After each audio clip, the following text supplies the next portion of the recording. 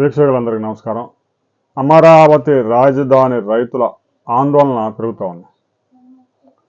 అమరావతి రాజధాని ఫేజ్ 2కు సంబంధించి land pooling దాదాపుగా 85% పూర్తయింది. మరికొంతమంది రైతులు ఇంకా ల్యాండ్ ప్రభుత్వానికి అప్పగించాల్సి ఉంది.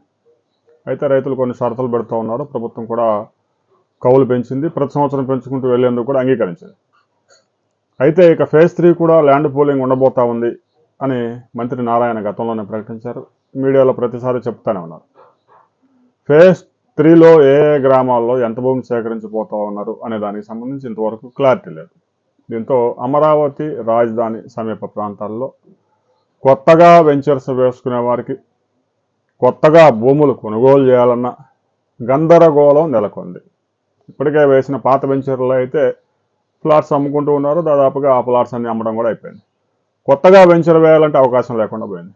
కొత్తగా ఎవరన్నా వచ్చి కొనుగోలు చేయాలంటే ఆ గ్రామంలో ల్యాండ్ పూలింగ్ మరలా ఫేజ్ 3 కింద ల్యాండ్ పూలింగ్ అవుతుందా లేదా అనేది కూడా క్లారిటీ లేదు. ప్రభుత్వం సిఆర్డీఏ వెంటనే ఫేజ్ 3కి సంబంధించి ఏ గ్రామాల్లో ల్యాండ్ పూలింగ్ జరగబోతా ఉంది అనేది క్లారిటీ ఇచ్చి మిగతా ప్రాంతాల్లో గనక రిజిస్ట్రేషన్ల ప్రక్రియ ప్రారంభించకపోతే రియల్ ఎస్టేట్ రంగం తీవ్రంగా దెబ్బతినే ప్రమాదం ఉంది.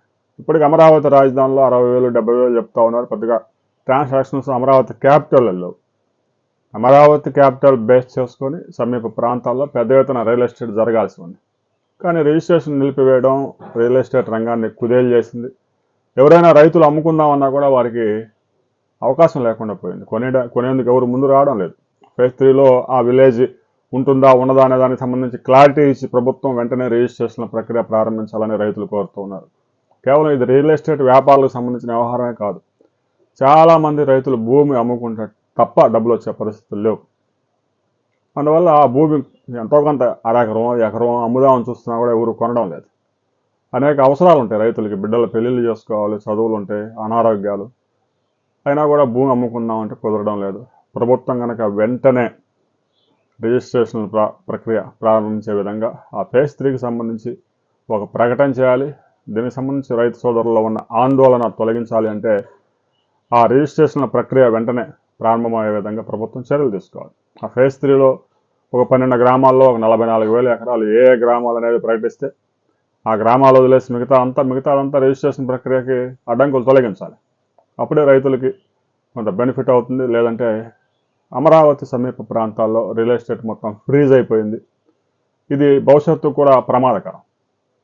రాబోయే కొద్ది రోజుల్లోనైనా దీనిపైన ప్రభుత్వం వెంటనే నిర్ణయం తీసుకోవాలి. మరలా సంవత్సరాలు గడపారు నానబెడితే రైతులు తీవ్రంగా నష్టపోయే ప్రమాదం ఉంది. దీనికి సంబంధించి రైతు సోదరులు కూడా మీరు కూడా మీ అభిప్రాయాలను కామెంట్ చేయండి.